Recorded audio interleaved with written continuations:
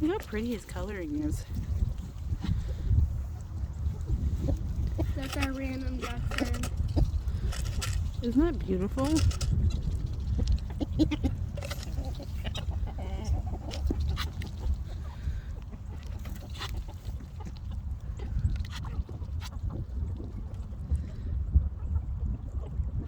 Named him Jupiter. Well, maybe I should have named him like Neptune or something because of his coloring. He's gorgeous. He's a sweetheart too. Of course, I can't touch him. I'm allergic to ducks.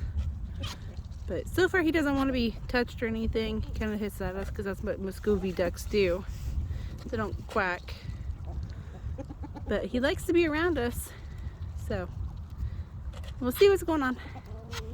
He's been here for a little bit longer. Angel's running. Mommy. Hey, Ron.